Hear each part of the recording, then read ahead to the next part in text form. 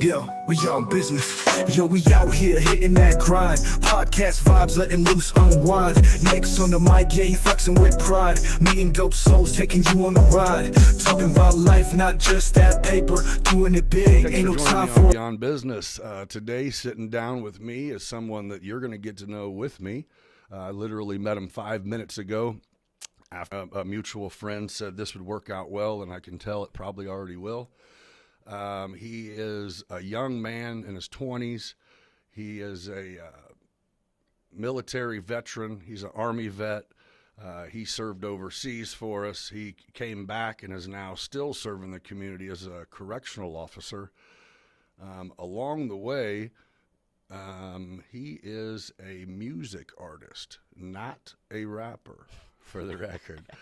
You guys will get that in a minute. Hey, thank you very much for joining me. This is my man, Jontae the Kid. Thanks for joining, man. Yes, sir. Yeah. Of course. Yeah, this is cool. Pleasure to have you here, bro. Pleasure to be had. Yeah, awesome. I've already kind of got the idea that I may do like a just co-host type, me and somebody. I was thinking about doing a, talk about the dumb shit that I usually ignore that's all over headlines, whether it's Diddy, whether it's the dude getting, the CEO getting murked. Yeah. You know, where you were talking about, it's the short clips that you got to use to make it happen. Just pull up the screen and go to some random shit and go, let's get into it and talk about this nonsense. Oh, Jay-Z's indicted. Let's see what, or whatever. I mean, it's kind of that mush stuff, but it's literally everywhere. I mean, you pull up YouTube today and you're going to see. I took a shower today and I listened to Luigi, the guy that shot the. I was just listening. It just came on my YouTube, like his whole backstory and why he shot that guy, like the whole thing. Enlighten me. It was because I don't know. I got a different thing that I'll get into. I want to hear what they said the reasoning was. I don't remember the YouTube channel, the name of the YouTube channel, but I guess this kid, he was like he had it going for him. Basically, like he was top of his class, like robotics, captain of the robotics team, like stuff like that. And from what I was listening to, he went to Hawaii for a little bit, but he had like this back problem. And I guess they have like a new AI technology for the medical shit, and they were denying him to be able to get his back fixed and shit like that. And it was like really fucking him up because he couldn't surf, he couldn't do the shit that he liked to do and shit like that. And I guess he kind of stalked this. What was his name? Like Brian? I just know he's the CEO. Yeah, he's the top dude, or was the top dude. He for what, United, or what was it? Yeah, for? I think it's United. Healthcare? Yeah. And he was like stalking him, and caught him. Like he shot him in like broad daylight. Oh, I seen that. That was see, to me, it didn't look like an angry dude. It looked like someone who got hired. Yeah, shot it. And also, what's crazy is that fool's grandmother left his entire family. I think she had like 10 kids, $30 million. Oh, so he was straight. Yeah. This fool is like, and she left him $30 million under the fucking circumstance that none of them like went to jail or pled guilty to any sort of crime or none of that shit. It's weird. So yeah, it's a weird will. Yeah, it's oddly specific. Yeah. By the way, I know my grandkids will get weird. Yeah. Huh. Okay, so check this. Yours actually just made mine. Yours makes more sense. Makes more sense than it did originally, because I listened to a dude sitting there and he goes, so you're telling me that this man was slick and smart enough to hit the power button on that round thing over there? It's just the air cleaner that makes it right on top. Yep. It's like you're telling me that this dude was in the city. He shot this dude in broad daylight. There was no people that saw him. Cameras saw it. He got out of that neighborhood without anyone getting him. He got out of the city. He got over to another state. And then a dude at McDonald's recognized him, and he happened to have documents on him that was describing who the person was and his reasoning, the firearm, the silencer. That it's going, come on, bro. Yeah. You can't tell me you had that intricate of a plan, and then it just stopped once you got to the edge of New York. Yeah. You know what I mean? It was almost like damn, they just set Luigi up, bro. Yeah. Yeah. but if there's a reason behind it, I guess I don't know. It's just like it feels sniperish. Yeah. Cause like, why the fuck you ain't have a plan like after that? You know, like why does your plan stop? There's no way. There's no way. After this dude's. I guess he had a fake identification and shit on him too. Whenever they caught him at a McDonald's. I don't know how uncommon fake IDs are. Yeah. You know what I mean? Some people aren't killing anybody. But they gotta be. They got a fake ID just so they can. Go drink. Yeah, I think it's I don't know. There's always something else to it. Some dude that big of money, it's almost like, come on. Yeah. Come on. I forgot. Cause he whenever he got arrested, he said something basically under the lines of he had it coming to him, like the dude he shot, like he. So that's kind of an admission. Yeah. So he's toast. Yeah. No, it don't matter if he did it or not. That fool's fucking done for, 100%. Should have done it. These memes though. Have you seen them? I had someone come in last night and they're like, it was a chick and she was like, they got like saying how hot this guy is, bro. and I'm like, they went there with it. Yeah. There's like, I was scrolling on Facebook. Get some pen pals. What? Oh yeah, 100%. Dude, people in our jail get that shit. People in our jail get fucking this. You guys are getting more love than me, bro. Yeah. Like they come up to me all the time. They're like, "Damn, Demi, where the hoes at?" And you fucking got all of them, bro. You got all. What do you mean? Where's my hoes at, motherfucker? You got all of them. You're lending them out. Yeah, bro. Let me get one, dude. You ain't doing nothing. Yeah. We'll make sure you got a few bucks. Send one over here. I'll give you some noodles. Yeah, I got you extra tray, bro. Yeah. I was scrolling on Facebook the other day. There was a picture. Somebody had photoshopped a picture of Luigi as a gas station worker at this little place, and the post was like, "Oh, thanks Luigi for coming in and doing overtime, fucking 6 to 6. You're an outstanding employee," and shit like that. I scrolled down a few, and I see this random guy was like, he was another picture of Luigi from like his fucking Facebook or something, holding up a Happy Meal, and it was like, "Oh, thanks Luigi, he came and fucking gave my little kid a Happy Meal," and shit like that. It's just trying to make him look. Yeah, post after post after post. Luigi's just this. Thanks Luigi for being such a fucking amazing guy. Yeah. You know, I think what's twisted is there is definite. I mean, most people don't want to see anybody get assassinated in the street. But you better believe there's a good group, a good number of people who are like, same thing he said when he got it. He had that shit coming. Yeah. Yeah, it's like. You seen Blue Cross had made a big statement the day before dude got smoked. They had put out it was going to be, like, it was a big deal. It was almost, it said Blue Cross was going to, like, put a limit on the amount of anesthesia you could receive whenever you have a surgery. Really? So basically it was making it so, if there's any complications, then you automatically wake up to a bill higher than you thought because you stayed out, the surgery lasted a half hour longer. So they had to give you a higher dose, and it's not covered by your insurance. And of course their amount was bare minimum. You know, I mean, they're not going to go. Yeah. And they literally made it. Within 48 hours, dude got smoked, and they said, "No, we did. That's not how we meant it." It's not what we meant, bro. So, they tried to twist it, I think, to where they're going, no, the hospitals are overbilling for anesthesia, and they're trying to. It's like, that's not what you said, why though. Why didn't you just say that? You know, you told us to fuck off, and the dude came out of the corner like, "Come here." Yeah, and they're like, "No, no, we're fine. As much as you need." Yeah. Dude, do you ever? I get this weird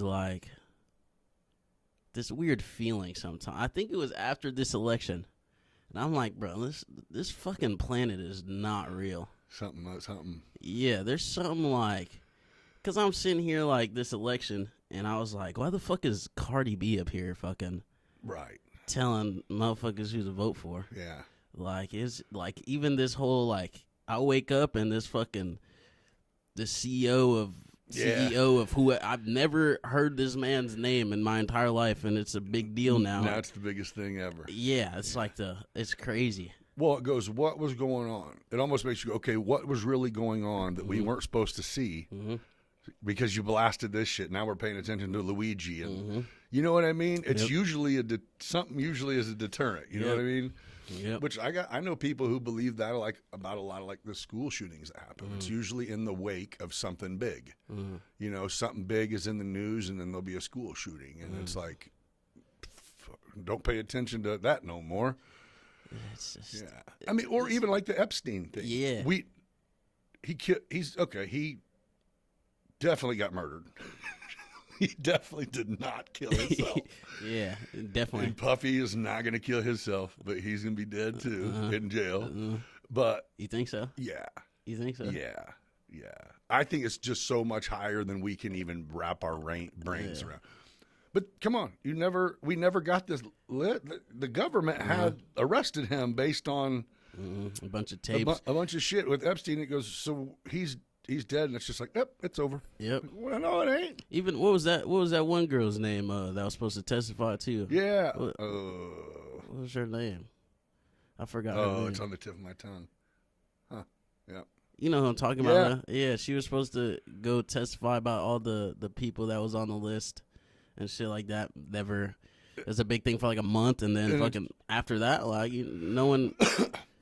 That's I'm going. Since when does him being dead have to do with anything? Mm-hmm. You know, but I'll be damned if that shit didn't cut. Bill Clinton was like, whew. Yeah. Same. I mean, I think the craziest Stephen Hawking is being on that list. Yeah. That was. There's some. I don't think we really know all the list. But you know, Trump said he went there. Trump said he had got invited and went there once and was like, yep, nope. But I can kind of believe that, man. He's like a never drank, never smoked, kind of a. I don't understand. He's just a money guy. He's not a politician at all. Yeah, but. I didn't vote. I don't think I'll ever vote just because. It don't fucking matter. Yeah. No, yeah. I hate to say that. Unless if it ever comes down to it, and the wrong president wins by one vote, it's your fault. I'll go on publicly and say, I should have voted. I was lazy. That's bro. my fault. My bad. I'll vote fucking in the next 4 years. But I don't really see what the fucking big issue is with Trump. Like all I see like clips.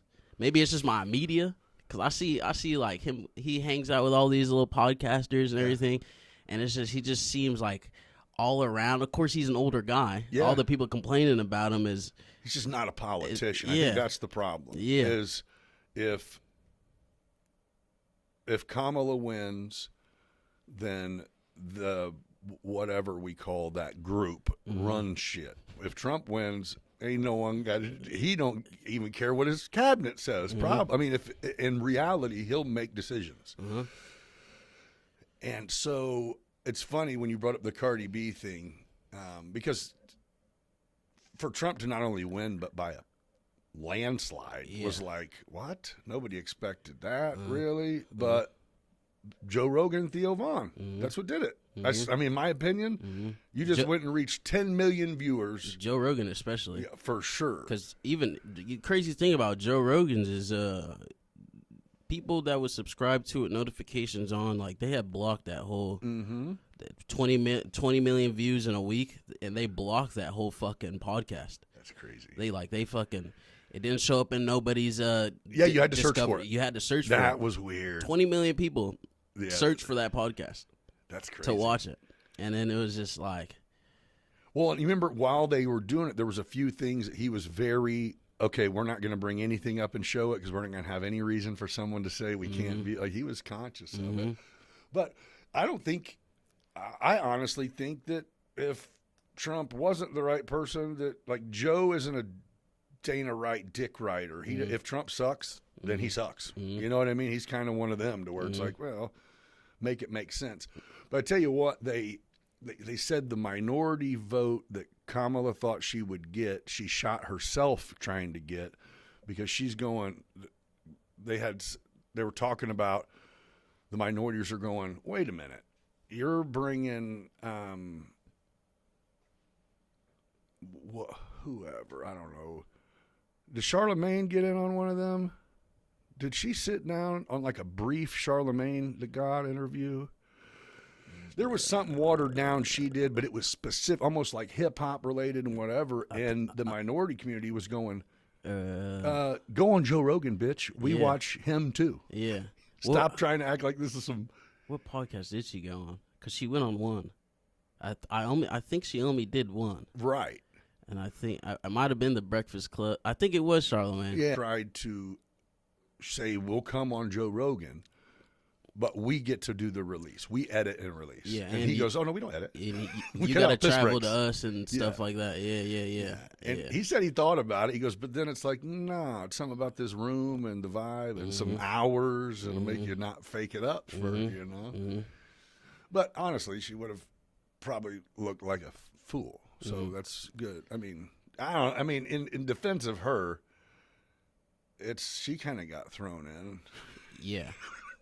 Everyone wondered why she was vice president, and all of a sudden she's running for president. And it's like, whoa. Yeah. Hey, they tried to smoke Trump, and Joe Biden's like, no, I'm done. My puppeteer days are over with. Nah. Yeah. I mean, they've been over. Yeah, they've been over. You're not going to keep me out here getting shot out. Decent amount of time. Yeah, that fool's been done for a while. Yeah, they got to.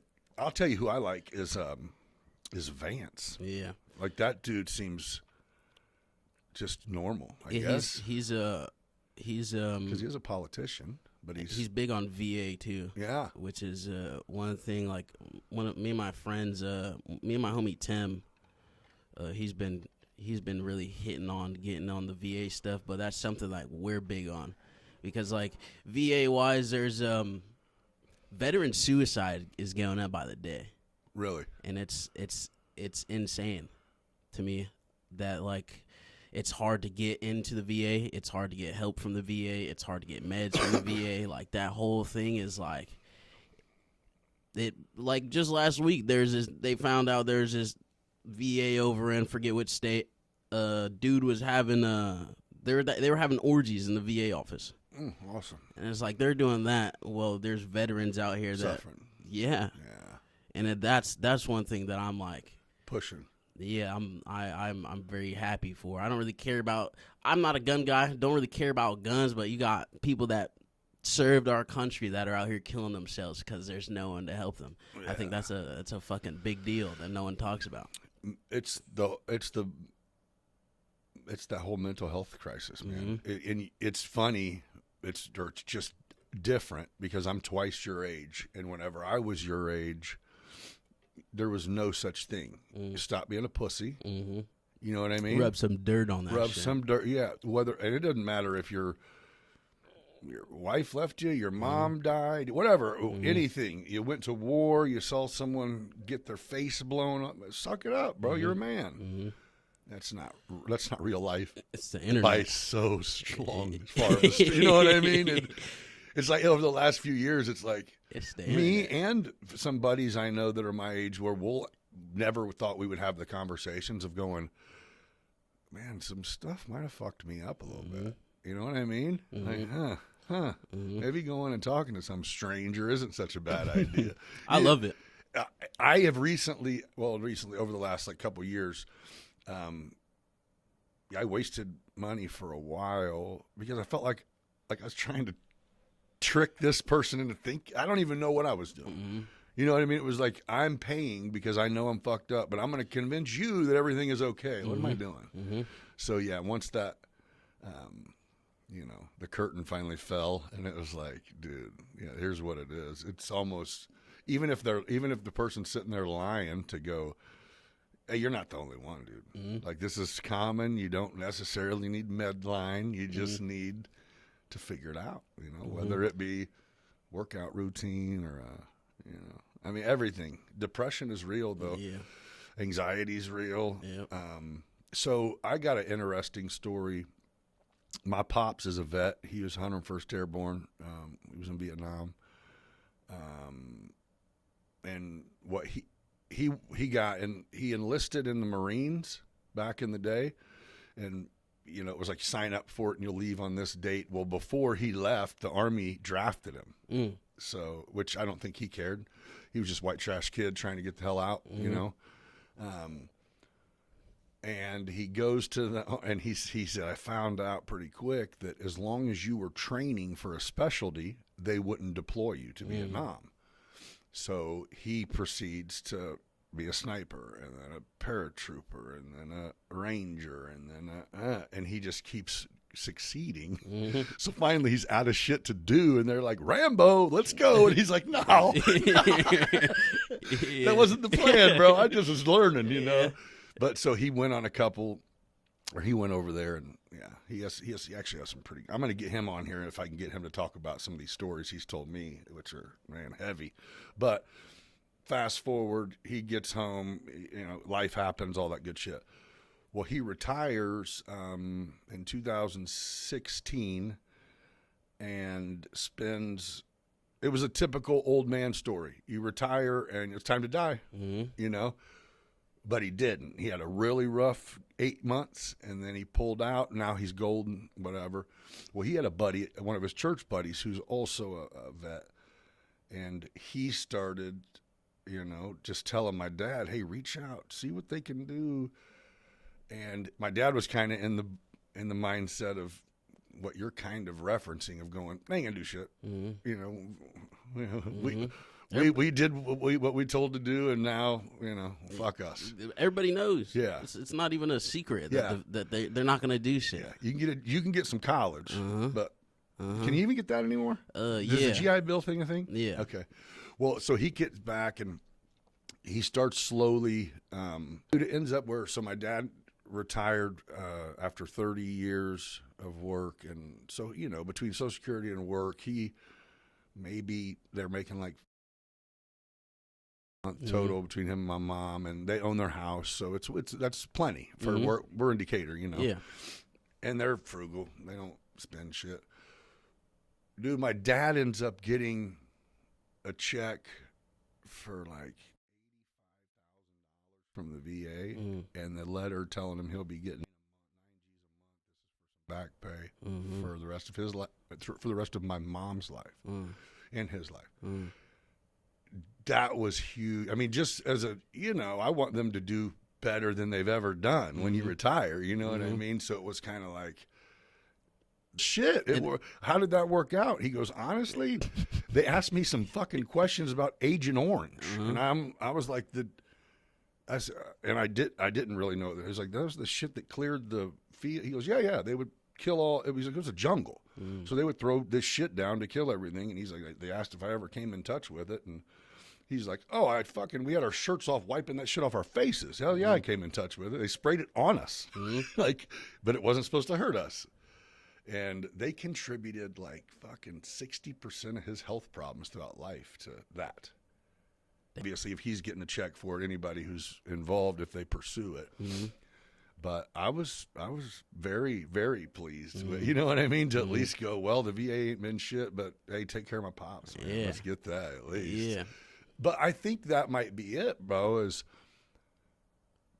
people are not confident in the benefits. Like the benefits that do exist, or they're kind of like the grants that get hidden and the money that just goes uncollected because everyone goes, yeah, that shit has nothing to do with my health. I'm out of it now. They don't give a fuck about me. You know, which, yeah, that's terrible.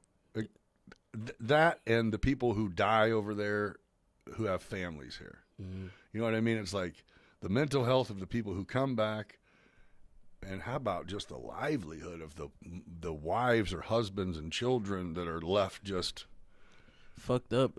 I had one of my friends. We weren't super close, but he was a Muslim.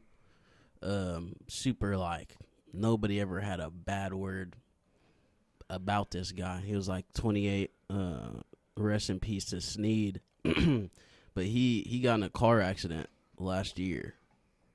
And around that time, it was going around that if a soldier died while they're in service and it wasn't military related, like they didn't have their uniform, like they didn't die like while they were working or something like that, because whatever you sign up, you're supposed to, if you die while you're in, your family's supposed to get like $500,000. Oh. But if they was going around that if they died like on while he was service, in, but not on service. yeah, then they weren't getting that money. Did not stick? I don't know. I never. That's rough. Dude. Never found out. But it was just a fucking wild thing to me. It is wild. Like, and on one hand, you go, okay, it was probably written that if in combat, if you die, then it's different. But it's just like saying, man. Yeah, it's like you are where you are at an intersection you're at because of the job you have. You know what I mean? It all kind of trickles back. Yeah. Yeah. So are you like a reserve or anything now, or you're just out? Yeah, I'm completely out. Okay. Yeah. I Where'd you grow up at? I grew up in two places. I lived in Waxahachie, Texas till I was 14. Okay. Then my family decided that we were going to move to Roatan, Honduras, a little beautiful tropical island out there. Whenever I was 14, going into freshman year, and I lived there till I was 17, and then they told me, they were like, you're gonna go to the military.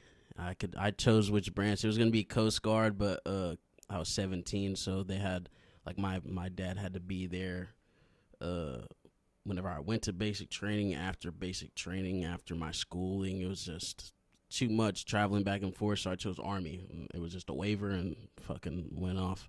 Oh, it wasn't a lot of thought into it. That's just what you were doing. Yeah. The only thought, I mean, I was a 14 Echo, so my bonus was, I think it was the highest bonus that I could get at the time. I scored flying colors on my ASVAB, which is like the entry test. So I got to any job that I can do any job in the military. But I chose that one because the bonus was like $25,000. And paper chase. Yeah. That was basically it. I was gonna do, it was either that, diver, or forgot the name, but it was basically the people that kind of prepare like dead soldiers, like clean up all their, do all that stuff. And I was just like, there's no bonus for that. So what? Yeah. So I was like, because I really wanted to do it for some reason. But there's no bonus for that, so I was like, "Yeah, I'll go. I'll stick with the $25,000." Well, and you're a teenager. Yeah. I mean, it's hard to make it. I mean, even anybody listening that's like, you don't just go where the money's at. When you're a teenager, you damn sure do go exactly where. Yeah, I spent every last fucking drop. I still go where the money. Yeah. Yeah, you're like, that shit was spent where I got it. I fucking wasted that money for sure. So you go to basic where? Fort Sill, Oklahoma. Okay, and you tell me how it goes. Like, I don't know, how long are you there, and then where do you go? I did, so basic training, I believe, is like 10 weeks. I did that in Fort Sill, Oklahoma during the summer of 2019. And then from there, my training was on the same base. So from there, I went to a completely different other side of the base where they did my the 14 series training. And that was, how long was that? I went August, and then I flew, got my first duty station in Okinawa, Japan in February. So however many months that is, like August. Okay. Yeah. But I was supposed to, it was crazy how shit like that works, because I was in a class, but I was like falling asleep all the time. Like I didn't give a fuck at all. Like I didn't even, like I was after basic training, I was like back in high school. Yeah, I was like, and I was homeschooled in high school. Oh, so yeah, that was the first time I was around people pretty like much every day. I mean, yeah, pretty much. Like I was homeschooled damn near my entire life. I only went to junior high, like 6th, 7th, and 8th grade was the only time I went to school. That explains why you crushed the ASVAB, honestly. Yeah, I mean, yeah, like my mom fucking hit big on fucking schooling and shit like that. But so like at that time, I was supposed to ship out to Japan in January, but they recycled me to a different class, and that's where I met he's my brother now, Grafton Barrows. His dad's the LT at the jail, and I'll touch on it later. He's here? Yeah. Clayton Barrows, he's the LT at the jail, and then we all shipped out. It was me and Grafton. We went to Okinawa, Japan, February, I believe, like 24th or something in 2020. And then I stayed there for up until this year, January this year. And it was like, but so I had a kid, and me and Grafton, like, I had met his family whenever we graduated. Like, me and his, like, we just became brothers. Yeah. Because I got recycled to his class. He sold me a vape that we weren't allowed to have. Right. I paid $20 for, little puff bars. Yeah. I paid $20 for something that was half empty. Like, Hey, it was a half let empty. me taste it. Yeah. Yeah. It was a fucking banana ice. And you're like, I just had $25K thrown my way, Yeah. bro. Let me get it. Yeah. I fucking, like, dude. And it, like, from that moment on, I met his family when we graduated because I have a lot of, because I'm adopted. Okay. Was adopted by white people, and so I have a lot White of, like, people that moved to Honduras. It's great. I was gonna get all back to Texas, Honduras, Decatur. Yeah. But your brother, that's who ended up making you land here eventually. Yeah, because whenever we just had a fun time over there. Like, I was in a relationship for like 2 years, and then I had a kid. And then I decided to get out. With a soldier or with a Japanese chick? Yeah, soldier. Oh, okay. I might have me a little Blasian out there. Okay. I don't know. I'm not sure yet. But I had a son. He's 2 now, but me and his mom, we didn't work out. And whenever I got out of the military, I got out last year in like October, and then stayed in Cali for like 2 months, and went back. And then when you can stay in Japan for 90 days, but then you have to leave and then come back another 90 days. So I went for 90 days and then flew to China and Taiwan for a couple days, and then went back to Japan. And then during the whole time that I was in China and Taiwan, I woke up one morning and I was kicked out the house, like, done for, because I had fucked up when I went to Cali. Gotcha. There's like a little fucking rich blonde girl that was all over me whenever I went to Cali, and it seemed like a fucking good this idea. Is exactly why I went to the service. Yeah, yeah. I feel like a real veteran when I went to Cali. Hell yeah. It was perks. Yeah, yeah. And I had nowhere to go because I don't talk to my adopted family. Like, I talked to my brother. He was adopted with me, but that's it.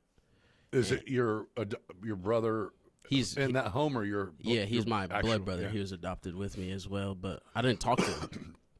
And my homie Grafton Barrows, his family fucking took me in, no questions asked. Like, right. Just fucking. It's like, come on, fool. I slept in this fool's childhood bedroom for 8 months this year, and then I finally got my own place in August and my own car and everything. But they fucking did so much for me. Like, it was, so it's not been long that you've been getting used to this new world of society. I don't like it. I can't imagine. I mean, that's great. There's nothing like having good people and good friends, and people who just show love. But it's a really shit place to fucking end up landing. Is it, or do you not think that? I don't go outside. Like, I don't. Like, no matter where I'm at, it's the same, bro. Yeah, I don't really. I stopped drinking for a little bit, just because with the whole breakup and everything, it was like really fucking up my mental health. Yeah. And so I don't go out to like bars unless it's on special occasions. I stay home and drink a little kratom and play video games and work. Like, that's all I do. And so I don't. It is a shitty place. I will say that. It's different. It's different than any other place I've lived before. Well, but sure. It is quiet for the most part. It's a good place to, like. It's a lot less congested than the places you've been. Yeah, getting out of the military, it's a good, like, working at the jail is such a good, like, It's a good transition job. Really? It's giving me time to think, like, because it's not so fast paced. Like, I've been able to, like. What do you think about the gig? I mean, is that what you'll do? Or are you like, nah, it's just what I'm doing? That's what I'm doing right now. I'm bored. What are you gonna do? I'm not sure. I'm not too. You're like, I'd like to tour. Yeah. Make music. Yeah. That's like. It's such a. The weird shit about that is, like, it's such a, like. How do I explain it? The dream is so far off. Like, I can taste it. Like, it's like the dream to be, like, I'm not even famous, but just to live off of my music is just like, it's such a big, like, dream, but it's so fucking, like, close. Right. It's so, just like, the right person. Yeah. Here's the right thing. And Yeah. plug. You're done. It's always been that. It's crazy. It's right? it's always been that from the day that I started making music. It's always been, bro, if the right person hears this fucking song, dude, like, it's over with. Yeah. I'm on. Yeah. So, but you've spent time because you got a few things on YouTube, but you got a lot on Spotify, right? Yeah, I have on Spotify, Apple Music. I have 3 albums. What is your Jontae the Kid is just look on Spotify and stuff. Yeah. Jontae, Jontae the Kid. That's my birth name before I was adopted. Jontae. Yeah, Jontae. Yeah. Oh, so when you got adopted, they changed your name. Yeah. So at first, I was thinking, good for you. You had a family adopt you, and it seems like you got to live in some cool places. But you don't talk to them now. That means that you don't feel the same. Maybe were you spiteful because military was what you were going to do?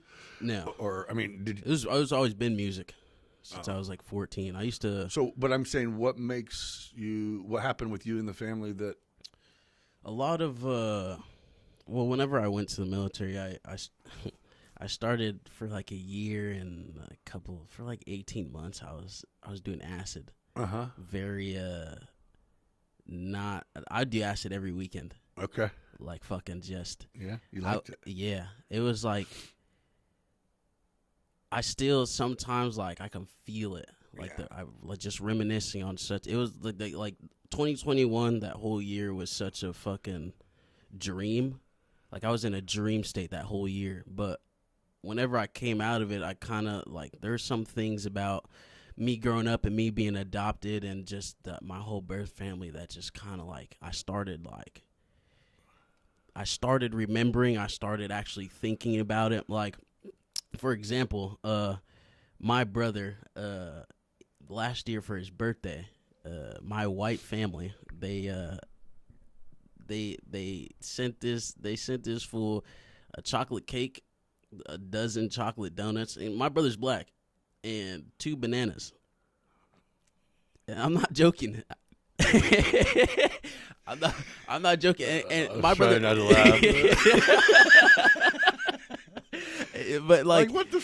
Yeah, my brother didn't think nothing of it, and he called me. I was like, "Oh shit, what they get you?" And he told me a chocolate cake, a dozen chocolate donuts. Who the fuck gets donuts for the birthday, and 2 bananas? And I'm like, bro, that's just a subtle reminder that like these motherfuckers, they own you, bro. Like they sent you a gift card for Popeyes. Yeah, yeah. It was like yeah. It was shit like that. Like, why the fuck would bananas even be on the list? Did he love bananas or something? Nah. Okay. Random. Yeah, and it wasn't even Just like a random jab. Yeah, it wasn't even like stay down. What do you call it? What do you call a fucking a bushel of bananas? A fucking yeah. It wasn't even like a group of them. It was just 2 individual bananas. That's fucking weird. It is weird. But it was shit like but that. it didn't bother him, right? But yeah, no. He was like, I maxed that shit. It was fire. It was fresh donuts. Didn't even fucking cross this man's mind. So do you think there was something to it? Yeah. You're honestly, it was like, nah. Me personally, even growing up, like I remember shit like. What, like they were racist? No, I don't think they were racist. I think it was more of I don't know. Because like I had one black friend growing up, but that's because this black friend's mom was she was a teacher. Yeah. She was very, not even to sound racist, she was just educated. Right. If we can put it that way. Like I had one black friend growing up, like me and my brother used to play basketball and football with black kids down the street. I remember one day the ball popped or some shit, and we all went to our house to go get a new ball. And I remember my dad saying, he said, like, you can't bring them here anymore. Like, I don't want to fucking go to work, come back from work, and all our stuff be missing type shit. Like, it was just, like, little shit like that. And even then, just, I've eaten a whole bar of soap for lying, a whole bar of Irish Spring soap for lying, mouth swollen for 3 days. It's just so much little shit that just added up into, like, these people just did this shit for money. Because they only adopted black crack babies, foster black crack babies. Oh, shit like that's that. a hustle. Yeah. And they're really just good old boys from Texas, and they're having a hard time dealing with their choices. Yeah. Like that's so weird. I mean, it's great to have.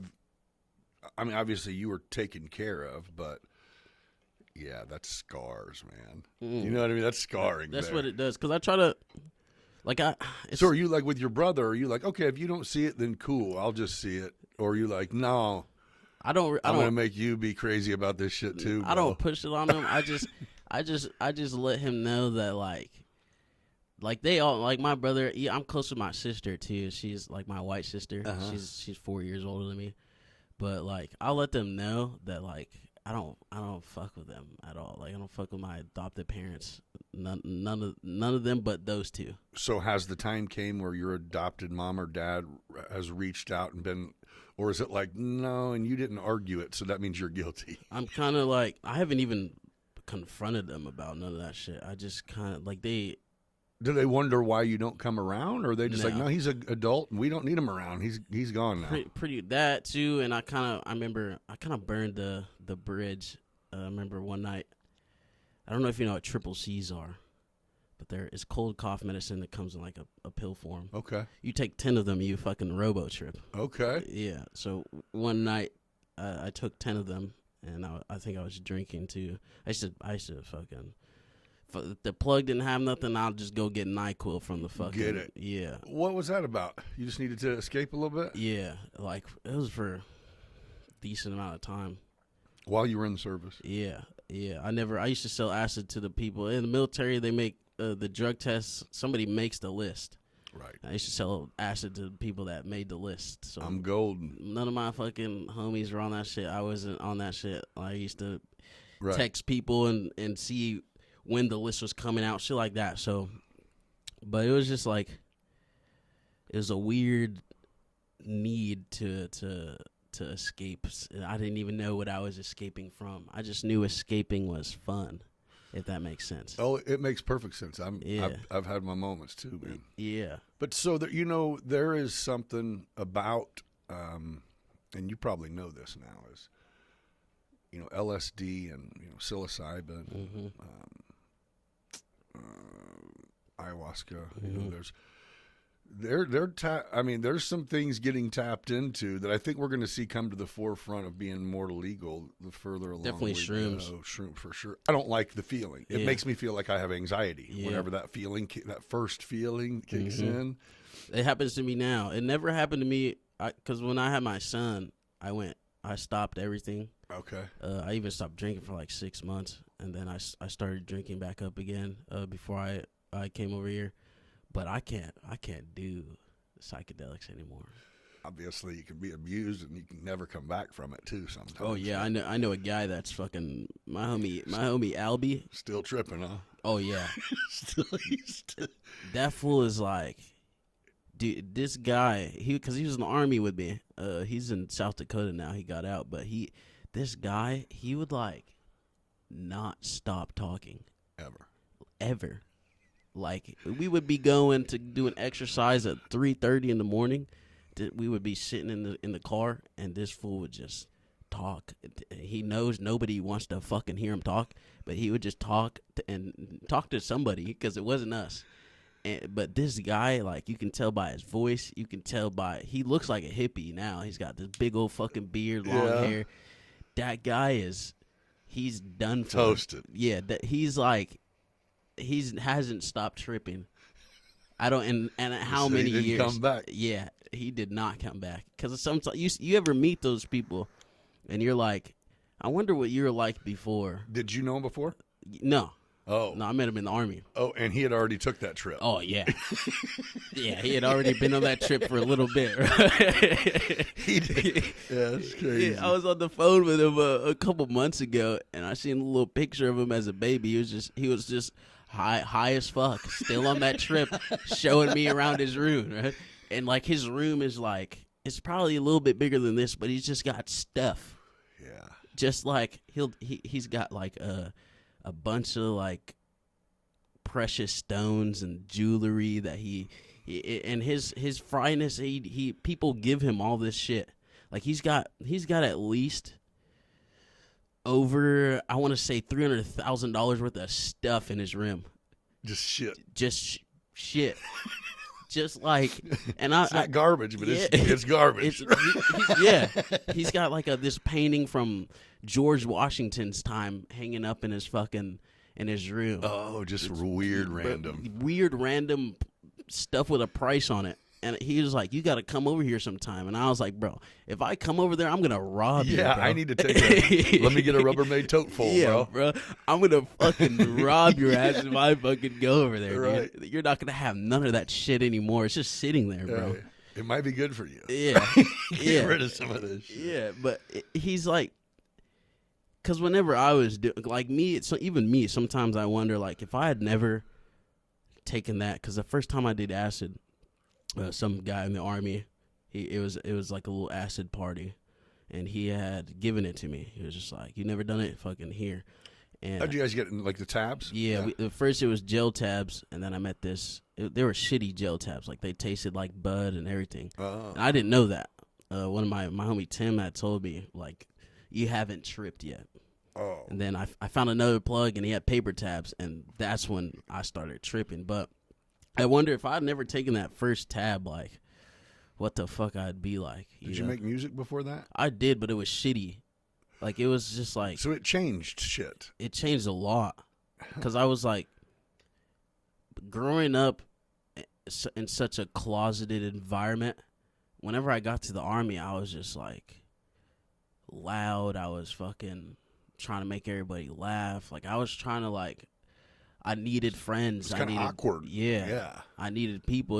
It was just such a weird environment for me that I was just doing anything and everything. To be liked, to be fit in, to... Yeah, once I stopped tripping, I had fucking amazing trips with fucking amazing people I'm still brothers with to this day.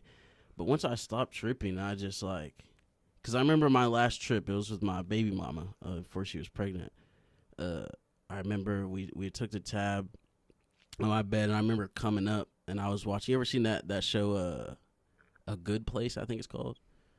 It's a good show. So it's a movie or a show? Yeah, on Netflix. But it's about basically this girl dies and she goes to heaven, but it's actually hell. And then the characters in the show start to realize that they're actually in hell and good. Shit like that. It's a very good show. I was watching that, and I remember something in that show kind of like just the little fucking wire in my brain kind of connected, and I was like, I looked at my baby mom, I was like, I don't need to do this shit anymore. Like it was just a weird thing. Like it was like a need. Like I don't need to do this anymore. And whenever I said need, it just kind of like that whole trip was just kind of like realizing how much doing that shit, even doing it recklessly, but how much it was needed, you know, in a way, if that makes sense. It does make sense. And so I kind of wondered, like now, what the fuck I'd be like if I'd never done that. Like, because even my music, it just kind of evolved. Like, that's why they're called moon tapes. All my albums, moon tapes 1, moon tapes 2, moon tapes 3. And all of that shit I had made fucking, well, that whole acid period of time. I made 3 albums in the year, and I still have another. Creativity was rolling. I have another album I made, still on my phone. I'm trying to hopefully release it beginning of next year. But that album's called Welcome Back to Earth, because I made all those songs of the album damn near sober. I mean, I was drunk at the studio recording them, but I made them clear-headed, if that makes sense. So where's your music? Not the lyrics, but do you make or how's that work? Like, where do I make it? Like, do you make your like the tracks? And shit, I buy the beats, Okay. but I write the lyrics and everything. I have a fucking this guy over Sonic. He's over in Japan. I would spend hours at that studio. Like he showed me a bunch of. It was just a studio I used to go to, and he showed me just. He was just amazing guy. What do you have to rent studio time? Yeah, I used to get that shit fucking. He loved, like, me and him would Just sit there and talk, just like how we are. We would talk about anything and everything. Nice little Japanese dude. So I used to pay $40 an hour. By the end of it, I was paying $40 for the whole session. I'd stay there from 7 till 2 in the morning, 3 in the morning. And it was just making. Once I stopped doing acid, I made music because I loved making music. There wasn't a need. That was the new thing. Yeah, it wasn't a need for the right person hears this shit. You know, it wasn't a need to fucking be big anymore. It was just I love making music. Might be onto something there. You know? Yeah. And that's where the greatest musicians, they come out of. A lot of people now, just because of the internet, they make music and their song goes viral. And the world is pushing so much brain rot. There's no room for people like me that just love making music. Right. And but that's kind of like those 3 albums and then this next album, and then I don't know where it's even gonna go after that. I haven't written a song all year. I haven't made any new music all year. Why? I don't know. I mean, do you think it's like the space? You're here, you're working in the jail, is it, I don't know if the environment you were in before, creates sometimes I've had the longest writer's block. Oh. Like it's I don't know why. It's just been it kind of like I wrote a verse for my homie the other day. That was the first thing I've written all year, and it just flowed. Okay. But whenever I used to get writer's block, I get it for like a week, and I would tell myself, because some people, they have different methods to get out of it, like go on a walk or some shit. But me, I would just tell myself to take it all in. Yeah. Just don't even think about writing. Just live your life. Fucking take in the conversations that you have. It'll come out when it needs to. I fucking stare out the window when you drive. Fucking just. Right. Stop scrolling for a minute and take it in. Take everything in, and then I'd be able to go right again. This whole year, I've just been doing shit. Just taking everything in. Yeah. So you already know at some point you'll get to just go. Yeah. At some point, like, hopefully I make it down to Dallas. My homie Never, he's doing shit out there. He's got like a little studio and everything. So hopefully I make it down there so I can do a couple shows and everything. Yeah. But right now I'm just. Have you performed? Yeah. Yeah. Yeah. So how crazy is it going from, I don't even know what the word is. Like growing up? Yeah. You know how when you went to the military, it was like your first time being around. Yeah. To go from stuck learning school at the kitchen table at a house in Honduras to being the person that people want to see on stage, that would have to be like, was it like the most nerve-wracking thing ever? Or were you like, I'm built for this shit? I was drunk. Oh, you're like, oh. Yeah. Felt like they liked me. It was, because I used to write songs for my youth group, because I play guitar and ukulele. And we're in a tropical island, so I used to write songs for my youth group. And when you say youth group, like church? Yeah. Yeah. And I used to write. I've been writing songs since I was like 15. Oh, you play instruments? Yeah. And then never recorded nothing until I went to the Army. But once I think one of the biggest reasons I kind of started I guess what initiated the falling out with my adopted parents is because my whole music switched. So like I went from writing about like Jesus and worship songs to blazing and tripping and doing fucking pills and doing everything that I was doing at the time. And they didn't really like that, but it was just I don't think I really noticed it until I came here. I was living such a, even though it sounds corny, but I was living such a fast life. When I was in Japan, I was going to the studio every 2 weeks to make songs. I was throwing albums together. We would do shows at strip clubs, and it was just the strip club would be this small strip club, fucking. Right. would be packed. Probably like 3 of these rooms would be packed with 120 people. Oh yeah. And we'd be on stage, and I would take like 10 to 12 I want to say gabapentin. Yeah. I would take the Gabs. I would take like fucking 10, 12 of those. What does that do? It's for nerves. I was going to say, I was on gabapentin. I have restless leg real bad. And Yeah. I was on gabapentin for a while, but I'm like, I never got high. Oh, I didn't take enough. I don't think I ever did get high, but whenever you I get still ate half a bottle. yeah, you get drunk faster. Oh, it's You feel- the mixing. Okay. You feel real fucking good when you're drunk. Oh, I got you. Yeah. You're like, accelerate this Fuck moment, yeah. bro. Yeah. Okay. And fucking, that's what I would do. I would do that shit. Like, I would fucking.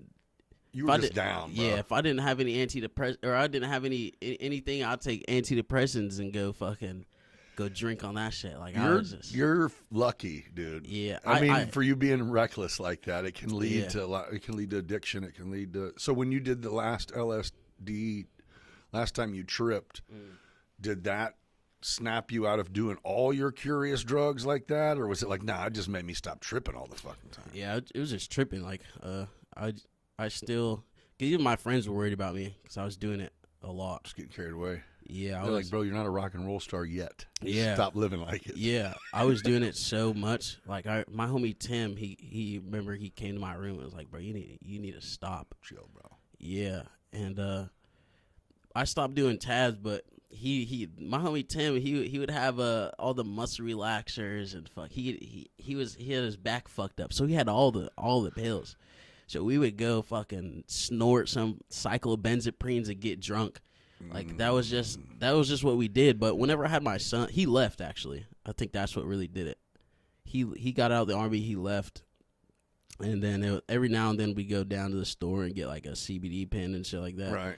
But once it started getting closer to the birth of my son, it was like, in my relationship at that point, even before my son was born, was like, in my head, in my heart, I knew this shit was not gonna work out. Right. But in my brain, I was like, it's got to. I don't want to be a statistic, you know. But it ended up being that anyways. But that's really what got me to stop, and I just stopped, and it fucking sucked, because I stopped everything but vaping, and it was just like, I would go out. I would tell myself, if I went out to like eat just to get one beer, and I was doing shit like that, wasn't getting buzzed or nothing, just to have a beer, you know. And the effects from doing all that acid for like a year, a little bit over a year, like, there's so much anxiety. I would go get drunk, and I would reach a certain point of drunkenness to where my brain had convinced myself I was gonna start tripping. Like, And I would have to go outside the bar. Shit, the fucking music would start getting loud and wonky and doing. oh, you were tripping. Yeah, Yeah. and I've probably November last year, I finally, like, it's all that shit stopped. But it was just, I'd be driving, and then the music would do weird shit, or I'd be driving and I would just, like, the road would do weird shit. Like, it was just like, that shit fucked my brain up. Like, Oh, yeah. actually. But for hallucinogens to, spark or release something for someone creative is not uncommon at all. You know what I mean? Like, there's shit, a lot of the greats, used to be the most creative when they got the most fucked up, and then they die, the Kurt Cobain, Janis, Jimi Hendrix, yeah, I mean, same. Yeah. But shit, Elvis, I mean, all of them. I mean, I think hopefully you don't come to the point where you go, well, fuck, the only way that this writer's block stops is if I fucking get on cloud 9, man. I got to go, and I got to go back up to cloud 9 and check y'all later. But at least maybe if you were, it don't sound like then you had much insight. You just tried something you liked and was like, hell, let's get it. Yeah. And, now at least to look at it and go, whew, I was fucked up. Yeah. That's saying something. Yeah, it was. I'm not sure. But so how does that work? And I mean, you're in the military. Yeah. Is that a 8-hour a day job? Nah. So PT over there was 5 or 5:30. Wake up for PT, and then after that, you go to PT for like an hour. Which what? You go work out? Yeah, physical training. Yeah. You go work out with everybody, like your whole battery, which is about like 60 people. And then after that, you go eat breakfast, shower, and fucking go to work. And 60% of the time, you get off work at 5. Unless there's shit to do, then you're just at work till fucking work's done. Right. But that's basically it. It's basically a 12-hour day. Did you? Was there any? I guess it was just a few years. Was there any war shit? Did you have to actually go? I don't know. You know what I'm saying? We were supposed to deploy to Kuwait, but literally 2 days before we were supposed to deploy, they fucking canceled the appointment and the deployment or whatever. And the crazy thing about that day, like people had sold their cars and sold their Wi-Fi and shut their phones off because they're about to be gone for fucking 13 months. I didn't do none of that shit. Like I still had my couch in my room. I still had fucking all my clothes in my drawers. I still had my Wi-Fi, my tea. I had all that shit. I didn't even start driving until I came over here. Oh, so you were like, I'm not in denial. I just didn't prepare. Yeah, no, exactly. Glad we didn't leave. Yeah. That night, whenever they canceled it, like we had a fucking. I remember we were in a group chat with my homies, and I was like, they're gonna cancel this shit. And then 20 minutes later, they canceled the deployment. I hit the plug up. We got some acid, and fucking we were just sitting in my fucking. I had no everyone in my spot. Yeah. I still got my shit. Yeah, me and my homie Nick. My baby mama's ex-wife at the time, she was married to a girl. Yeah, okay. And I used to do acid with all of them. All right. And yeah, I was never again will I fuck somebody's wife. But shit got confusing. Huh? Yeah, yeah, that was probably the dumbest. I've done a lot of dumb shit, but that was probably the dumbest decision I've ever made in my entire life. To get someone's wife pregnant? Yeah, I mean she had left her wife at the time. She was already going to leave her wife, but I think if like I wasn't like there who I was, like I don't know, it was just you brought her back home, Bo. You flipped her. Yeah, I did, because she only likes black dudes now. You're like, I should have flipped her back. Yeah, bro. Yeah, that was that was a fucking time. That was a fucking time. And like I remember she texted me and was like, so and so's fucking yelling at me and said, "Can I come stay in your room?" And I was like, "Oh yeah, I'm not gonna be there. I'm probably going out and shit. Like you could stay in my room or whatever." And from that night on, she never left. Oh, you were like, I thought you needed an evening. Yeah, like I thought that's yeah. She never. We got to pick out names, huh? That's fucked up. Yeah. Yeah, she never left after that point, and it was just. So, do you get to have a relationship at all with your son, or? Yeah, I FaceTime every now and then. Hopefully, where's home for him? He's in Washington right now. That's where she's still in for another. Washington State. Yeah, for another 6 years. So hopefully, I get to at some point get enough bread to go over there and visit him for a little bit. But it was just like it's one of those things where it's like I love my son. Like, he's a fucking if I'm not gonna be somebody, that little boy's gonna be somebody. Right. That's the way I see him. Right. Like, he's so fucking smart. He's such a beautiful baby boy. Like if I can't do it, you definitely can. That motherfucker's gonna do it. I can. As soon as he came out, I already knew it. His mom, solid people. I mean, not with me, but I mean, she's a good mom. Yeah, and that's huge. Yeah, I'm not, because there's a lot of, from what I see, there's a lot of baby dads and baby moms that don't get together. But like me, like whenever I first came over here, the whole breakup part was she was my best friend. Right. We just didn't click relationship wise. And so it was like I was losing a best friend whenever we broke up, So I don't have any bad things to say about her besides the shit that went on in our relationship. Right. I did shit, she did shit. That's just how it goes, Yeah. But she's a good mom, and she's a good person too. Right. So I don't really. It sucks that you can't raise your kid, but other than that, it sucks. But comes. You could have a trash chick raising them that didn't, you know, that's. It sucks too, but it sucks because I know that it's my own fault, you know? Yeah, it makes it a little worse. You can't blame anyone. Yeah.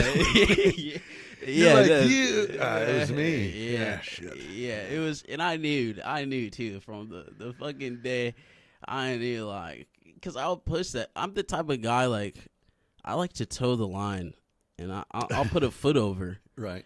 I'll keep doing that shit till I get caught. But I know as soon as I get caught, like, shit's changing.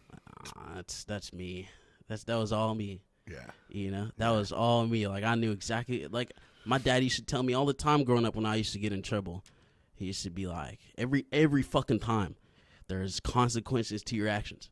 Every fucking time. It wasn't like, I'm doing this because I love you. None of this shit. There's consequences to your actions. And so now, anytime I do something, like you already know. I've thought of every which way to not do it, and I've thought of every which way what's gonna happen if I do, what could possibly happen if I do, what could possibly happen if I don't. So I know. Yeah. Like, I know. I mean, that's huge to be able to say. Yeah. I just sometimes my life is so fucking boring. I need to do something. Spice this shit up a little bit. Yeah, I don't really care about getting in trouble as long as I don't get arrested. I don't care about getting yelled at. Right. Like, I was in the military. I don't know if you know what Article 15 is. I don't. It's comes from your lieutenant commander, which is like the head guy of where you're at. Lieutenant commander, and it's basically in Article 15. It's a big deal, and you get Article 15 for like.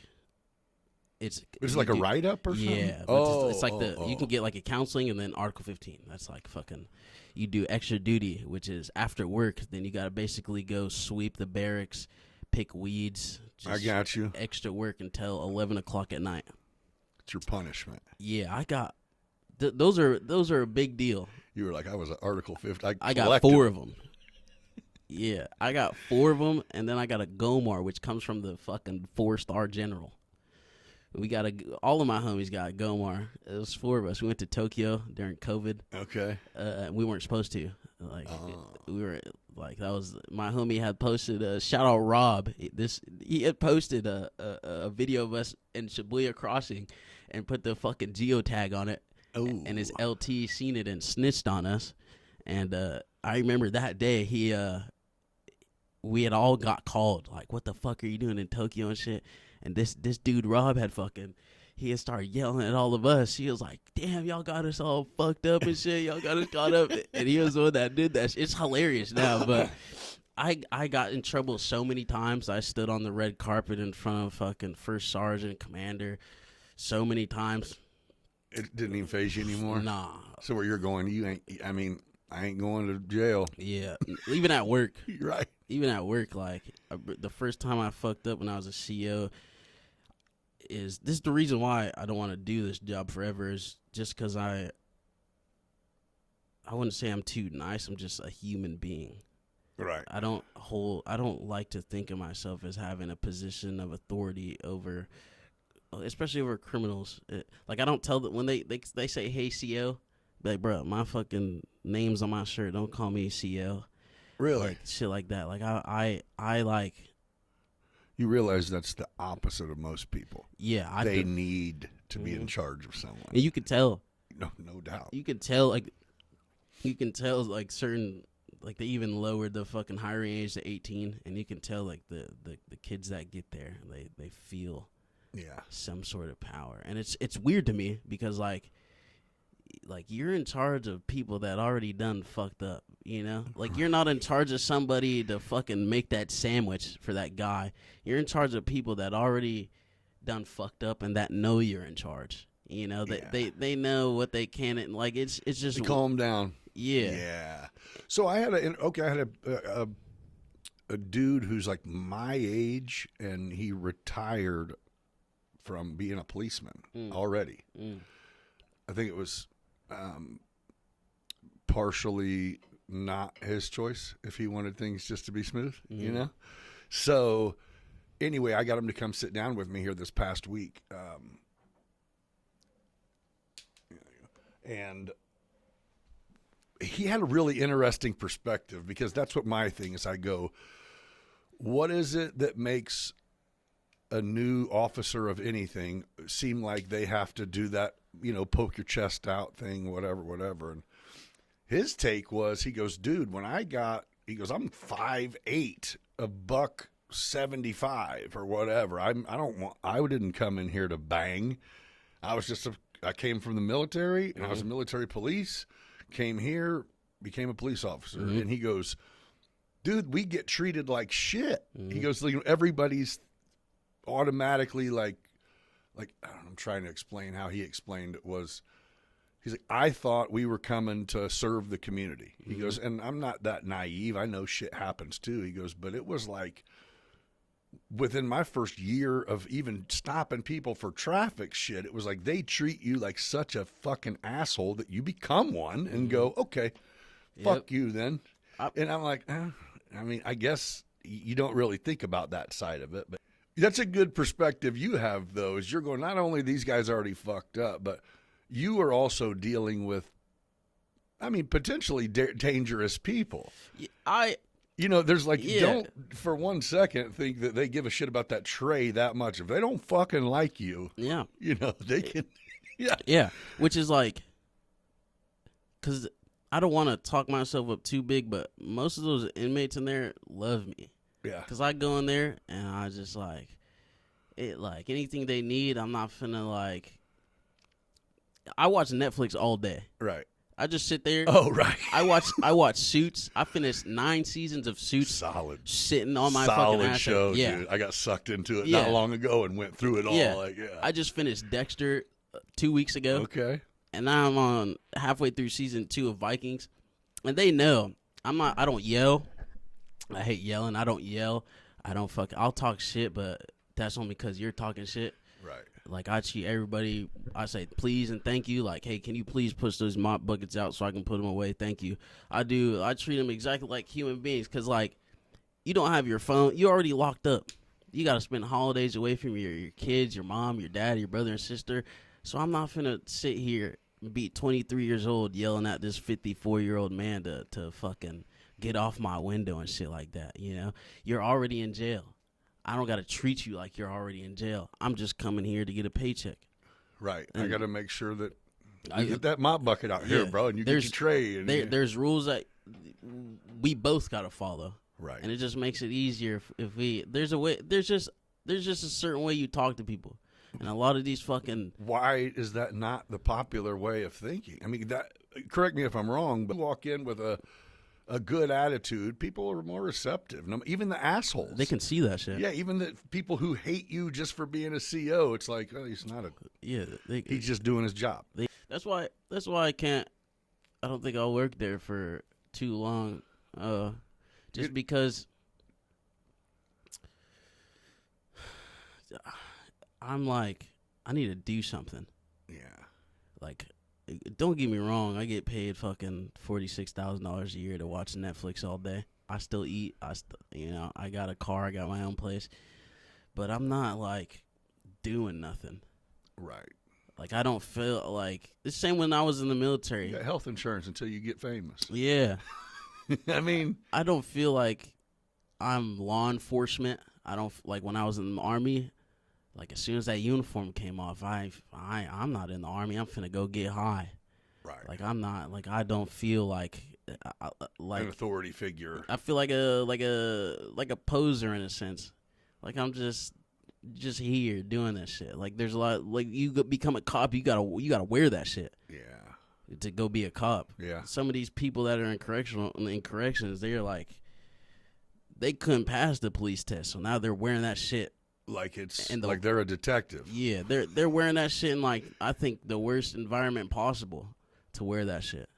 You're over here people can see that you've been wanting to be a cop for the last 20 years. You just got stuck with this job, and that's why motherfuckers I don't know what the whole point is. Maybe if you're an asshole enough to people, they'll stop coming back to jail. I don't know what the whole idea is, but it's I don't think it's even thought. I don't even think it's thought that far. I think you have a lot of people who are unhappy with their lives and their home, and they can come somewhere and project that onto people, Hate and that it makes shit. them feel, you know what I mean, some kind of way. I'm something I'm working on is I'm the complete opposite. So how is Haddock down there? I love Haddock. You ever heard the term jolly? He's the fucking jolliest. If I had to call somebody That's jolly, that's great. he'd be the guy. It's fucking Jolly Roll. Yeah. yeah. That's fucking Jolly Roll, 100%. Like he could be an asshole. Oh, yeah. I haven't seen him. I've seen him get frustrated. I haven't seen him get mad, but he's just like such a fucking. Anytime I see him at Woody's with his little box of cigars, he's always in a fucking jolly mood. He goes, my trick is, if you don't treat me like shit, you doing whatever you did to get here is like, damn, that sucks you got caught, because I don't know what you did, but I know what I did, and I didn't get caught, you know? But I'll tell you what's really weird is he sat here and he was like, I am law enforcement. I'm 100%, and I'm kind of just, even still, I'm like, what? No, you're not. Yeah. But yeah, I guess you are. That's how I feel. Like, no, I'm like. Yeah. But you know, he has a motorcycle club that's law enforcement too, but I'm still going, I think it's my fault, and this might be your fault too, is the association is when you say that, you're almost saying you're above me. Yeah. Which is not saying you're not above me. I but, don't. You know, you just put yourself on a pedestal. Yeah, just to harp on that, whenever my last show I did, I performed off the stage. Like, I got down off the stage and performed just for that reason. Don't get me wrong, like, I feel like the military gave me a lot of just street knowledge that you can't even get while you're on the street. Just a lot of just like, it's not even, I wouldn't even say knowledge, it's just a different way of life. Like, I'm prepared for anything. Right. Like, shit that people think is hard is like, what the fuck? Like, it's not hard to me. Like, I feel like I can do anything. Right. But at the same time, I don't feel like I feel like I could do anything better than anyone. But at the same time, I'm not like trying to project that I can. Yeah.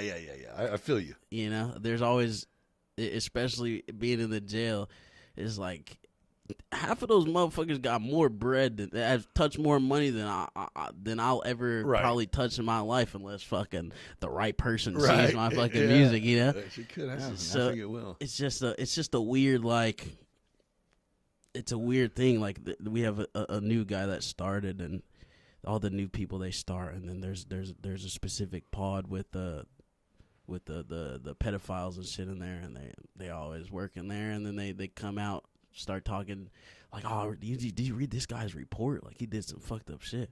I'm like, bro, I don't give a fuck about none of that shit. You're right. I don't care. Like, is that right though? I mean, is it kind of just like, yeah, I'm not digging in. If you stand out as being the one who's constantly a fucking dickhead, then I might see what's to you. Yeah. Right. Yeah. Like, I don't like. They got that fella from that cop from Springfield over there, right? Yeah. That shit don't, like, people. I'm not a very political person. Right. Like, oh, you know, he shot that black girl. Shit it ain't got nothing to do with me. Right. Like, just because he's about to get baked, no matter what. Getting baked. Just because it's on, I think a lot of people, just because it's on your phone doesn't mean it's your fucking business. Ooh. You know? Ooh. Like, that shit doesn't bother me at all. Again, I don't know how you do it. I mean, that's good. That's a valuable quality to be able to go, hey, it doesn't concern me. I get entertainment, but it doesn't concern me. Like, oh, what did this guy do to get in here? Oh, that's pretty wild. He had a dude. I don't even know if I'm allowed to say this, but a dude. Actually, I probably am. Dude was in there because he fucking chopped up his fucking girlfriend and disposed of her. Like, you're going, I could have done without knowing that. Yeah, I did, yeah. But I had to see this fool every day, and he had this dude. Was he cool? Nah, he wasn't. He was quiet. He's like, no, he acted like he just chopped his girlfriend. Yeah, exactly. Was it a problem? We're in there. He was just there. A lot of the people aren't.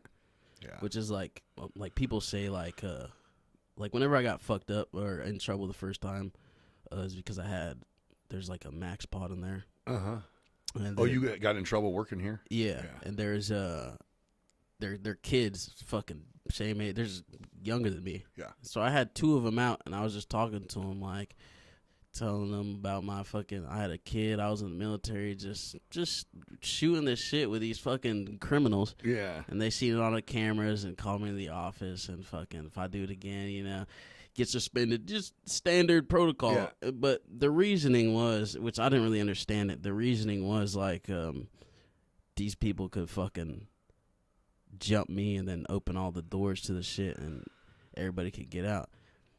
But it's like, in my brain, it's like, no, they couldn't. Yeah.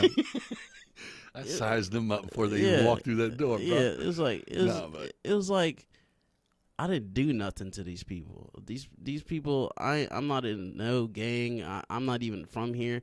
These people are in here from doing crimes to fucking the opposite gang, the opposite, Oh, you're looking at it like we have no reason to, and they're going. They have a big formulated plan that could be underway. Yeah, it's like it's in the movie. Yeah, it's but I mean, I understand it for sure. I understand why those rules are in place. Just because that asshole CEO that works there, fucking has somebody and wants to have somebody out and shoot the shit. Right. That motherfucker gonna smile in your face, and the day before when you worked there and you was being an asshole, he gonna remember that shit. Right. And that'll happen to somebody, but I don't want to say it will never happen to me, but it's never gonna happen to me. Well, I feel you, and I don't know. I think it's almost like, dude, again, rules are rules, and they reprimands and all that, it has to happen. But I mean, man, you probably just made a couple dudes' shitty, terrible day that much better just by chopping it up for a second. That's how I think about it. Personal judgment counts. You have to give people, if you're going to hire someone and have them do a job, then you have to rely on their judgment a little bit. Yeah. Since I started working in the jail, I have fucking nightmares about fucking waking up in jail. It's real odd. About being in there. Yeah. Like even when I go in and do my fucking shift change, I gotta go in the block where they're all locked back and sleeping and do a check, and I'm just walking through where they are every day, and I'm like, and I think like, what would it like to be I don't like being in here for a minute. Right. Imagine being in. There's a dude that he just got sentenced. He was in there for 4 years. Yeah, and it's just indescribable, dude. Yeah, I think about. If there is an inmate that he's just doesn't like law enforcement, but if there's an inmate that like wanted to fight or some shit, just started coming up on me, I personally think if there's an inmate like that all the other inmates would fucking help me out. Right. That's how I think about it. That's how I want to run my move while I'm in there. Yeah. Is like if something went down with this fucking we're not on the 2 teams that you think we're on. With this person that has no business helping me, help me. Right. Because we're human beings. Would he help me because of the decency? I've shown him. And, and I think the answer is probably Oddly enough, in like the mid-'90s, I didn't think, to me, in my world, racism didn't exist. Like social media, we've now made sure let's make sure everyone get reminded of the division all the time. To where it's like, wait, what? That shit, where'd that come from? The same people that bring it up are the same people that are like, we gotta end this racism. No shit. You gotta stop fucking. Who said that? about Morgan Freeman said. Yeah. Stop talking about this shit. Yeah, it's done. Yeah.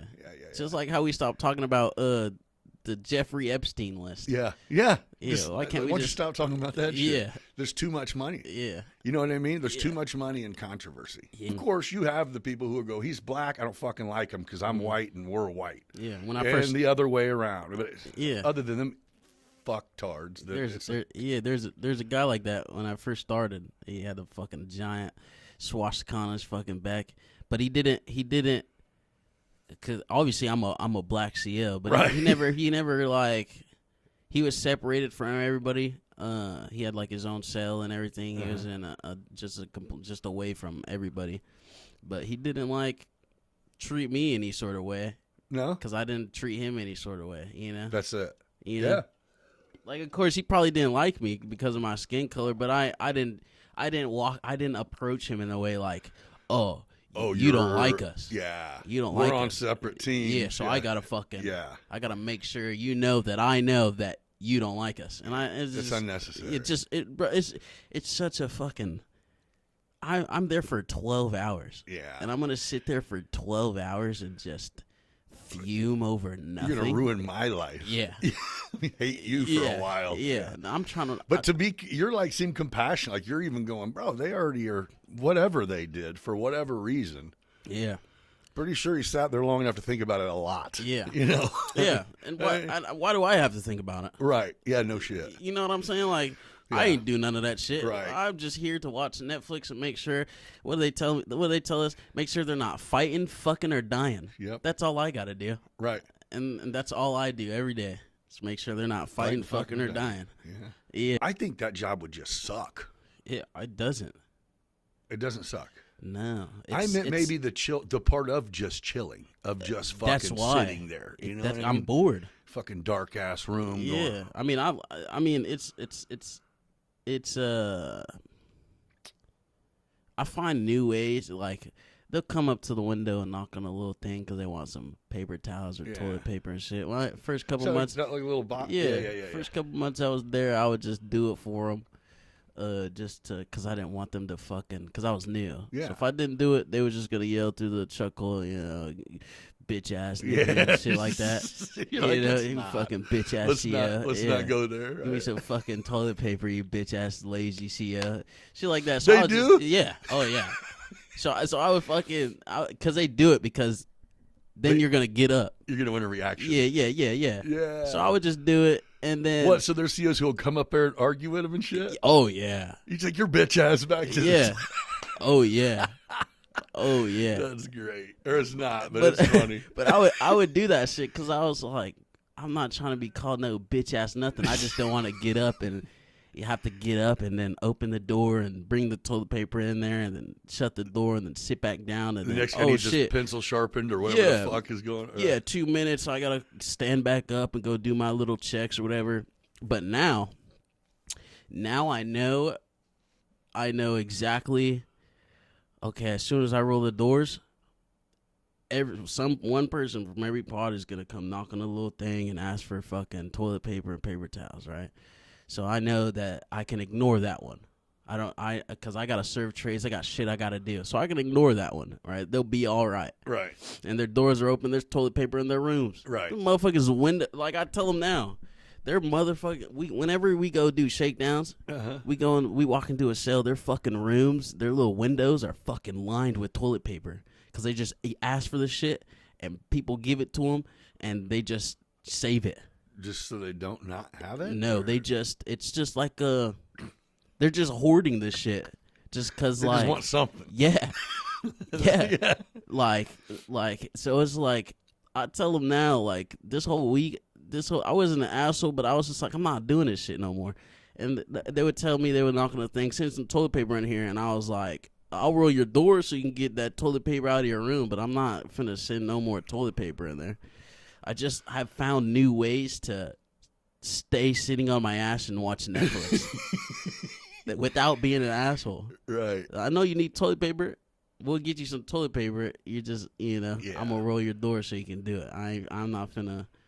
I don't want to get up no more, and that's why I don't think I'm gonna be there for very much longer. Will you go the police route? Oh no, definitely not. No, my best friend's getting out of the Army, and he already put his application in for DPD and everything, and he wants me to go do it with him. But I have super shitty knees and just a bunch of like physical problems. I don't think I'd even pass the physical test, which sucks. Right. It sucks to like think about. Like I can't play basketball anymore without my knees swelling up.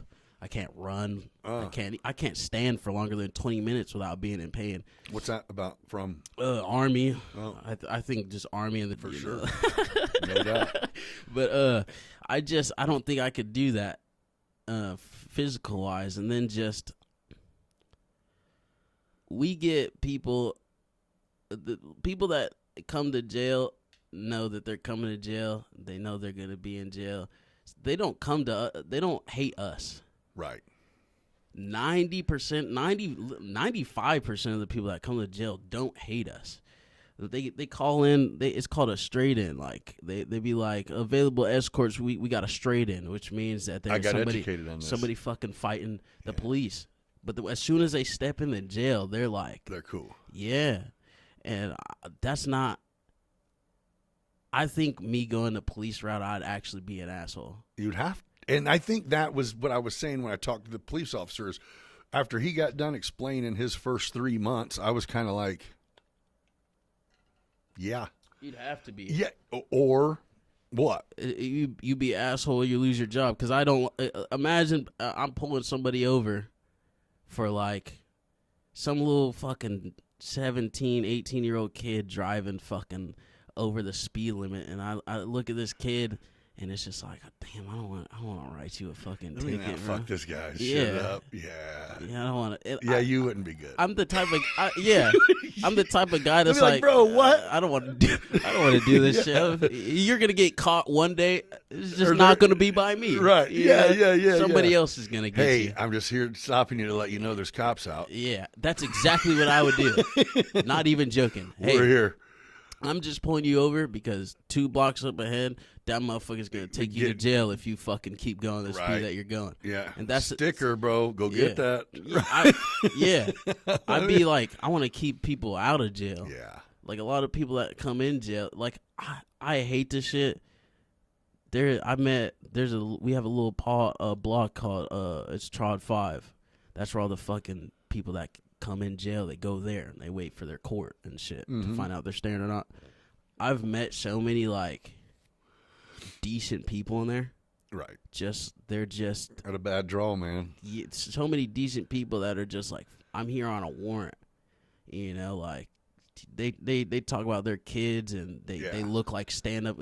It's weird. You see these people come in, they put on their little stripes, and like in my brain, like, as soon as they put on that uniform, it's their inmate status. Yeah. Even though he could have got arrested in a suit, but as soon as you put that shit on, your inmate status. But I could tell just the way certain people hold themselves up, and I just imagine like pulling this motherfucker over and then running his shit, and he's got a warrant. Like, so now, hey, you gotta call someone to get your car because I gotta take you in. I'd hate to do that shit. Right, where you're going, I gotta do it now. I gotta see the little girl in the back seat. Ooh. Oh yeah, we gotta take your ass in. Now you gotta find somebody to take your car and your little girl to school. You know. Yeah, if her mom ain't available, we're gonna get someone from DCFS down here. It's like, I would hate to do that shit. Terrible. Yeah. It's not even about like, I wouldn't care about I wouldn't care about getting shot. It's my time. I wouldn't care about seeing a gruesome scene. Just seeing like helpless people become less helpless.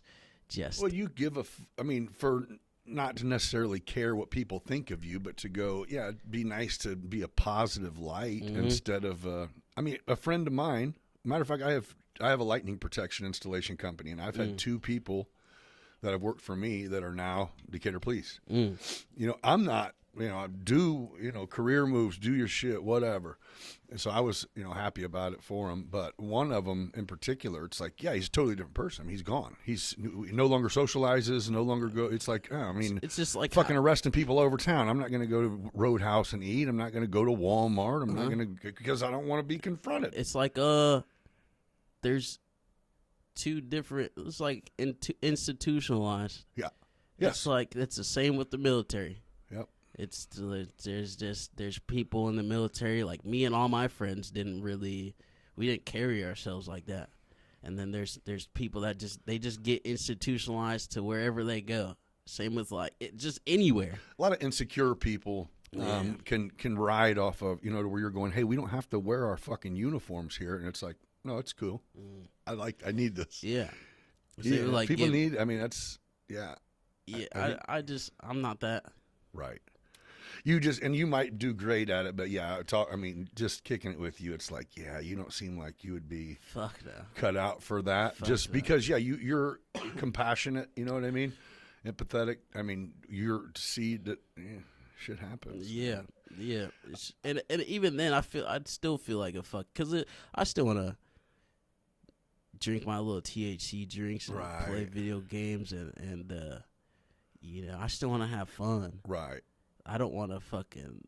And it sounds dumb, but I don't want to forfeit all of that shit just so I can make sure nobody else can have fun. It's a really good way to put it. You know? One of the main reasons I got out of the military was I joined at 17, and I'm fucking 22 now, and it's like I could either re-enlist and just keep doing this shit forever, or I can actually go see what the fuck the real world's like. And same as it is being a CO, like I could just keep doing this shit, or I could do this shit for 2 years, and then I got long, because people don't see it as a correctional officer. They don't know what the fuck that means. People, when military, but it tightens your resume up. For military, sure. They don't know that I fucking got high half the time I was in there and fucking all that shit. They just see military and law enforcement. That looks fucking perfect. That looks fucking no record, military, gold stars on a resume. Yeah. You know, so it's like I'll keep doing this shit for a little bit until I find something. I really wanted to do psychology just to be a therapist. I'm telling you what, I had this conversation with a couple people. That's the training that they should be giving police officers anyway. Mm-hmm. You know, psychology, probably jiu-jitsu. A lot of that shit is as long as you look good on paperwork. Right. Well, it doesn't help that, I mean, like you said, they lowered the age higher in there. It's not a popular trade anymore. Fucking hate it. Nobody wants to come be a cop, man. No. I mean, for the money only, maybe. But other than that, they don't even realize it. $74,000 a year in this fucking town is. That's what they do? Yeah, it's $5,000 signing bonus after you get that after academy, and then $74,000 a year. Man, I guess that's good. That's fucking $30,000 more than I'm making. You're like, I could go park at the park all day. That's exactly what I do.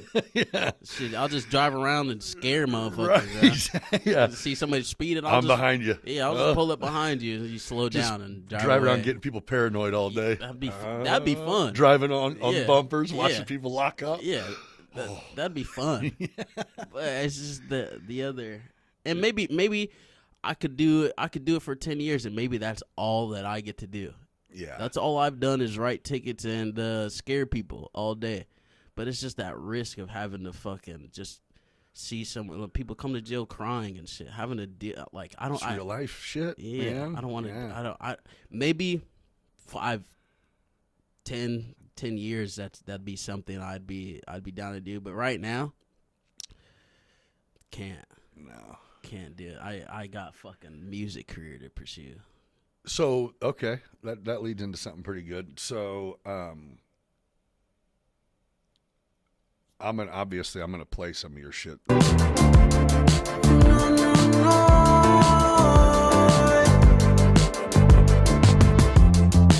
On my ears, been talking that shit, it's mind-blowing shit. I might just commit, we all in this bitch. Loaded with blazing, a couple of clips, some magazines open, I couldn't resist. Back of the bus, you can see from a distance. Feel like a kid, all up my what I did. Heaven or hell, which one's a better fit? Like, I feel like I'm fighting all these demons just for the excitement. All this pain that I have is enticing, but fuck it, we ball when I'm writing. When I'm jotting, my thoughts is inviting, and I suffer from chronic supply. Man, all these blue pillies, I don't know why shit. I don't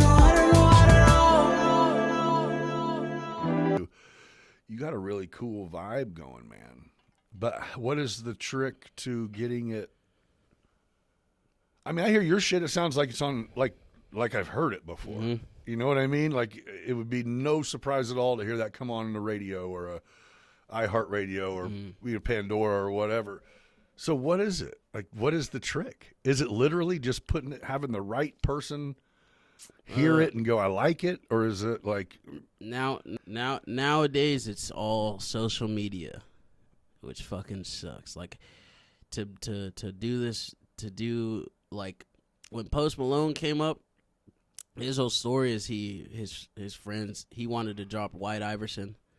And he dropped it, and overnight This shit had 1 million plays on. He had Wiz Khalifa and a bunch of people calling him because this shit popped off on SoundCloud. Same with like Juice WRLD and X and Lil Peep. They just posted their music on SoundCloud and people found it and shared it and liked it, and that's how a lot of the famous people now. That's how it's popped off. But now you have to become a content creator. Oh, so you're the whole just having the song. That's not enough. It's not enough anymore. Like you gotta make videos to promote your shit. You have to make content. Right. And that's something I'm just starting to get into now. I pushed it off for so long. I was like, I don't want to be a content creator. I don't want to fucking do this shit. But now it's like, if this is the dream that I want, I'm gonna have to do this. And it's not enough just to have good music anymore. You gotta make content. You gotta create reels is the big thing. But really, it's just enough to get the nod, and then you're good. Oh yeah, just dude, enough that one. It really right, just one. I mean, you have to make 100 to get the right one. But yeah, because there's a guy. His name's Trevor Spitta, and I found him this year. He had 6,000 followers beginning of this year, and he made one reel that took off with like 1 million, had like 1 million views, and he got 30,000 followers, and he's got 1 million from that one video. He's got 1 million Spotify listeners because they put him on all the big playlist. Yeah, he's touring. You know, just off of one video. Same with another guy, Nevi. I was following him last year. He had fucking 6,000 followers. He had one video got fucking 4 million views, and he's fucking 3 million streams. It's $12,000. Okay, that's how it works. I broke all that shit down. 3 million streams is $12,000 for an independent artist. So whenever I do it, it's like 3 million, $12,000. Right now, this time of my life, that's a lot of fucking money. Be nice to have, huh? Yeah. Well, and the thing is, if you get 3 million, then that means you drop another one, and it's getting 5 million. And it's and I have so much. I have 3 albums and like 5 singles. So what are you going to do then? Just go try to figure out how to make 55-second clips of music videos of different songs, right? Yep. That's exactly what I'm going to do. And change outfits, let's go. Mm-hmm. I mean, exactly. And one of these days, one of those videos is going to pop off. And I've got person's shit. And a lot of people, they make the mistake of a lot of people, the shitty artist that you're talking about is they had 3 songs and they made a video to one of those 3 shitty songs and it popped off. So now these shitty artists got to scramble to figure out how to make music. Yeah, exactly. Right. But I've got so much fucking music. If one video popped off, let's go. We'll release an album. We'll take a tour. Oh yeah, I got all. Oh yeah, I've got so much music out, and then so much. Like I have another album. I've already got all the songs. I've got it ready to go. I just can't bring myself to release it because of that reason. Oh, you want something I need something to. Till you write something else, you need something to have no one has heard. Exactly, and I needed to fucking. Like, if I go viral, then I need to have an album to fucking. Do you honestly think that you have a good probability of going viral? No. No? No. Oh, it feels like a long shot. Yeah. Really? I believe. Pretty good, dude. I believe that, like, thank you. I don't even like to put a genre on it because I just make music. I'm just an artist. Yeah. Because I have so much. You can hear a little bit of so many different things in there that create. When I come back and when I tell you, like, anytime I got writer's block, I just took everything, and I mean everything in. Yeah. Any music people played in the car, even everything, and I just take it all and fucking put it into something I was writing at the time, and the chance is so small, for me to like go viral and shit that it's there's no way that I was given this gift for it to not happen. Right. And the chance is so small. It gives me like just motivation, I guess you could say. Well, yeah, man. I think you got an interesting story and an interesting perspective and a really unique just outlook for someone your age. I'm the same way at work as I am at home. I'm going to get you out of here. I really appreciate you coming down. I'm definitely going to share everything we can about, I mean, and this isn't just to support you because you came in, but man, I vibed your stuff, dude. I'm going to dig in, and I've only seen these stuff on the few that are on YouTube, but yeah, now I'm curious. Again, Jontae. Jontae the Kid, yes, sir. Jontae the Kid. Those, you watch the music videos? Uh-huh. Yeah, those I shot on my phone. Really? And edited those with CapCut. It's just a little app. I'm familiar. Yeah. I'm familiar with CapCut. Yeah, just fucking on a whim, just was like, I want to do a music video. So well, if you get to where when you get to the point where you want to start trying to put some reels together, I got some equipment. I can help the cause, and I know how to shoot and stuff like that. I would love. Love to do that shit. Yeah.